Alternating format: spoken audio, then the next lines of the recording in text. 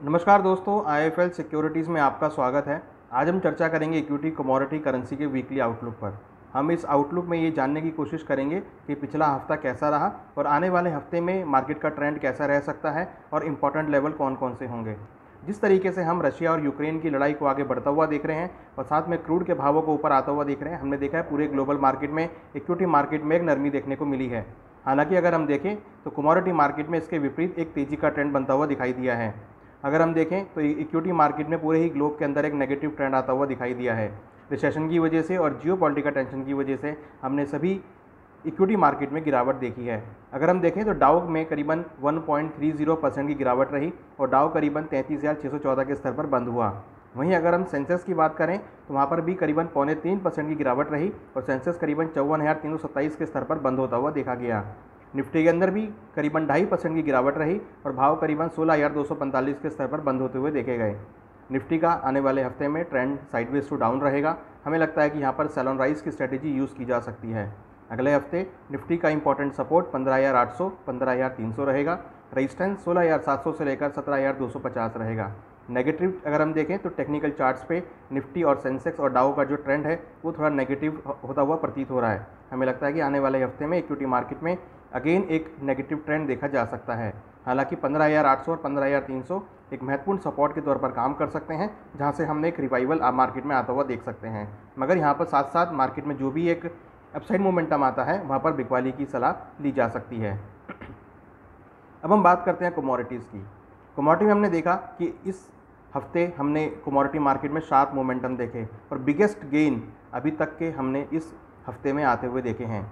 Gold के अंदर अगर बात करें तो करीबन 4.5% से ज़्यादा की तेज़ी के साथ गोल्ड के भाव 52,559 के स्तर पर बंद होते हुए देखे गए, जबकि स्पॉट गोल्ड के अंदर भाव करीबन 4.30% के बढ़त के साथ 1970 के डॉलर पर आउंस के स्तर पर बंद होते हुए देखे गए। यहाँ अगर हम देखें तो गोल्ड के अंदर ट्रेंड पॉजिटिव रहा। Safe haven demand, equity market में सेल ऑफ, करेंसी में डेप्रिसिएशन और साथ में जिस तरीके से जियोपॉलिटिकल टेंशन बढ़ी है तो येलो मेटल के अंदर, गोल्ड के अंदर, सिल्वर के अंदर तेज़ी का ट्रेंड आता हुआ देखा गया। अगले हफ्ते के लिए गोल्ड के लिए महत्वपूर्ण सपोर्ट 51,700 और 51,000 रहेगा।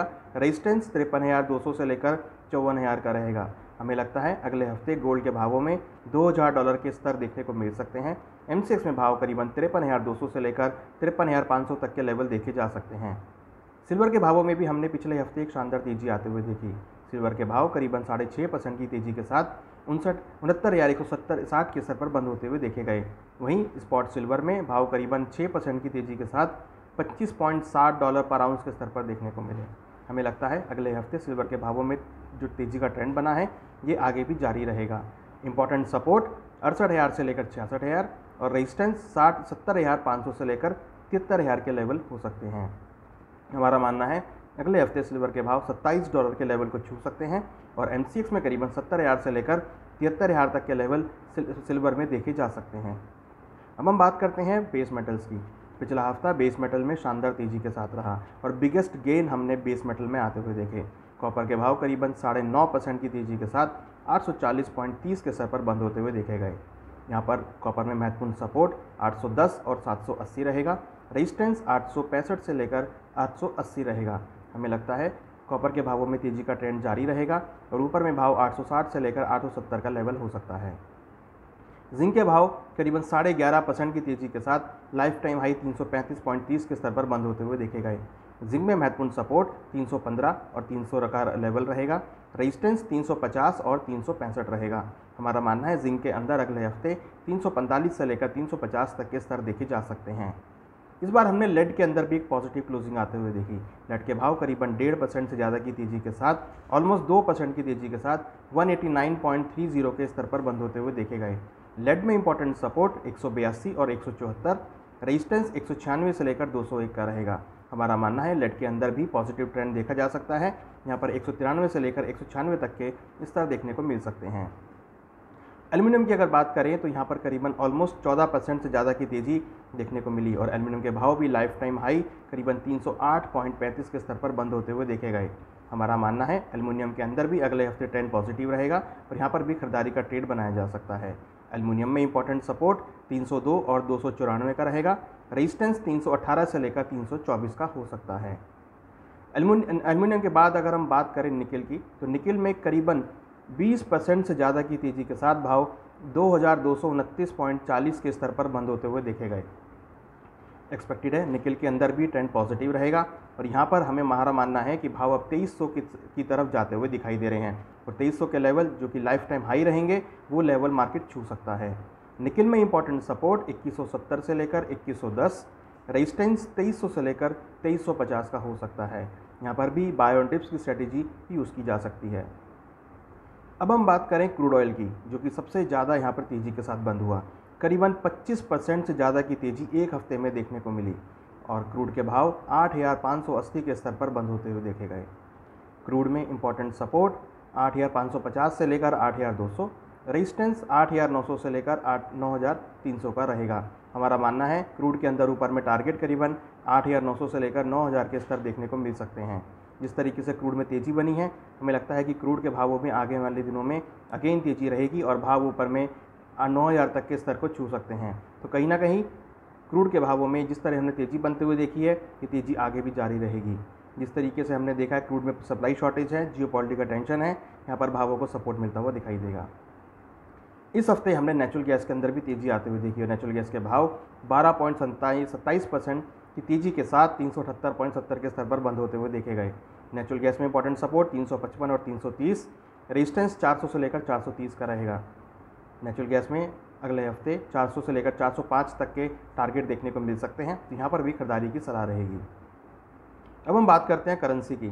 करेंसी की अगर बात करें तो हमने इस बार USD INR में करीबन 1.02% की तेज़ी आते हुए देखी। रुपया यहाँ वीक होकर ट्रेड होता हुआ दिखाई दिया और यहाँ पर 76.35 के स्तर देखने को मिले। जिस तरीके से करेंसी मार्केट वीक हो रहा है, इक्विटी मार्केट में गिरावट देखने को मिली है, तो सभी करेंसी के अंदर हमने डेप्रिसिएशन आते हुए देखा है और रुपये के अंदर भी यहाँ पे हमने डेप्रिसिएशन को देखा है। रुपये के यहाँ पे जो लेवल्स हैं, नीचे में सपोर्ट 75.90 से लेकर 75.30 और रेजिस्टेंस 76.60 से लेकर 77 के लेवल यहाँ देखे जा सकते हैं। हमारा मानना है यहाँ पर अगले हफ्ते भी रुपये में गिरावट देखने को मिल सकती है, डॉलर में तेज़ी रहेगी, तो यहाँ पे खरीदारी का ट्रेड बनाया जा सकता है और ऊपर में लेवल 76.60 से लेकर 77 तक के लेवल रुपये में देखने को मिल सकते हैं। इस हफ्ते हमने अगेन यूरो INR में गिरावट देखी। पूरे ही अगर हम देखें तो यूरो के अंदर हमने पूरे ही विश्व में गिरावट आते हुए देखी है। यूरो करेंसी यहाँ पर वीक होती हुई दिखाई दी है। यूरो INR के अंदर हमने करीबन 0.77% की गिरावट देखी और 83.97 के लेवल आते हुए देखे गए। कहीं ना कहीं हमें लगता है यूरो INR में अगेन एक गिरावट का माहौल देखने को मिल सकता है। यहाँ पर इंपॉर्टेंट सपोर्ट 83.20 से लेकर 82 का रहेगा। रेजिस्टेंस 84.60 से लेकर 85.10 का रहेगा। हमारा मानना है यूरो INR में बिकवाली का ट्रेड बनाया जा सकता है। यहाँ पर 83.20 से लेकर 82.50 तक के लेवल देखने को मिल सकते हैं। करेंसी में डेप्रिसिएशन आगे भी जारी रह सकता है, तो करेंसी के अंदर डेप्रिसिएशन का ट्रेड बना के चला जा सकता है। अब हम बात करते हैं कुछ एग्रीकल्चर कमोडिटी की। एग्रीकल्चर में हमने एक मिला जुला देखा, हालांकि हायर लेवल्स पर हमने एग्रीकल्चर कमोडिटी में कुछ बिकवाली बढ़ते हुए देखी। अब पहले हम बात करते हैं ग्वार सीड की। तो ग्वार के भाव करीबन 0.5% की तेज़ी के साथ 5980 के स्तर पर बंद होते हुए देखे गए। यहाँ पर हमें लगता है कि ट्रेंड साइडवेज रहेगा। जिस तरीके से हायर लेवल पे बिकवाली इमर्ज होती हुई दिखी है, हमें लगता है कि यहाँ पर अगेन हायर लेवल पे बिकवाली देखी जा सकती है। ग्वार सीड में सपोर्ट 5700, रेजिस्टेंस 6250 का रहेगा। हमें लगता है ग्वार सीड में हायर लेवल पे बिकवाली का ट्रेड बना सकते हैं। भाव नीचे करीबन 5800 तक आ सकते हैं। वहीं अगर हम जीरे की बात करें तो जीरे में करीबन 5% से ज़्यादा की गिरावट रही और जीरे में करीबन 20,715 के स्तर देखने को मिले। जीरे के अंदर हमें लगता है यहाँ पर इंपॉर्टेंट सपोर्ट 19,500 और रेजिस्टेंस 21,500 का रहेगा।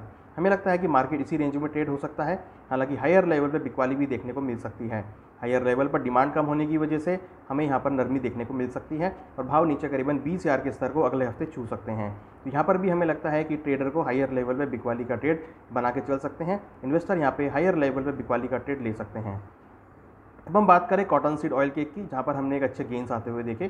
करीबन 3% से ज़्यादा की तेज़ी यहाँ पर देखने को मिली। कॉटन सीड ऑयल केक में हमने देखा भाव ऊपर में करीबन 3170 के स्तर पर बंद होते हुए देखे गए। हालांकि यहाँ पर भी हमने एक साइडवेज ट्रेंड देखा है। हमें लगता है कि यहाँ पर भावों में मिला जुला रुख देखने को मिल सकता है। कॉटन सीड ऑयल केक में सपोर्ट 3050 और रेजिस्टेंस 3250 का रहेगा। हमें लगता है कि मार्केट इसी रेंज में ट्रेड होती हुई दिखाई देगी। तो ये था दोस्तों वीकली आउटलुक। अगर हम एक नटशेल में बात करें तो हमें लगता है कि जियोपॉलिटिकल टेंशन अभी मार्केट में बरकरार रहेगी। जिस तरीके से यूक्रेन पर सैंक्शन लगाए गए हैं वो अभी फ़िलहाल यहाँ पर मार्केट में कुछ दबाव दे सकते हैं। तो यहाँ पर हमें लगता है अगर हम इक्विटी मार्केट की बात करें तो थोड़ा सा मार्केट में नेगेटिव ट्रेंड आ सकता है, हायर लेवल पर बिकवाली का ट्रेड बना के चला जा सकता है। वही अगर हम कमोडिटी मार्केट की बात करें तो यहाँ पर हम लोअर लेवल पर खरीदारी आते हुए देखेंगे। सेफ हेवन डिमांड के तौर पर, इन्वेस्टमेंट डिमांड के तौर पर, पोर्टफोलियो डाइवर्सिफिकेशन के रूप में हम कमोडिटी को यहाँ पे उभरता हुआ देखेंगे। तो कमोडिटीज़ के अंदर गोल्ड, सिल्वर, कॉपर, क्रूड के अंदर बिकवाली ना करें। हमें लगता है कि खरीदारी का ट्रेड लोअर लेवल पर बनाया जा सकता है। वहीं करेंसी के अंदर हमें लगता है डेप्रिसिएशन रहेगा। करेंसी के अंदर अगर हमें लगता है कि USD INR रुपी यहाँ पर वीकनेस के साथ ट्रेड हो सकता है। आशा करते हैं आपको ये वीकली आउटलुक समझ में आएगा, आपको पसंद आएगा। आप अपने पोर्टफोलियो को हमारे वीकली आउटलुक के अकॉर्डिंग देख सकते हैं और आशा करते हैं कि आपको अपनी अगले हफ्ते की स्ट्रेटेजी बनाने में काफ़ी हेल्पफुल रहेगा। इसी तरीके से आप हमारे IIFL के ट्विटर अकाउंट को, हमारे IIFL के यूट्यूब अकाउंट को, हमारे IIFL के जो डिफरेंट चैनल्स हैं जहाँ पर सोशल मीडिया में चैनल्स हैं सबको सब्सक्राइब करें। इस तरह की वीडियोज़ आपको कंटिन्यूस मिलती रहेंगी जो कि आपको ट्रेडिंग में, इन्वेस्टमेंट में काफ़ी हेल्पफुल करेगा। Thank you.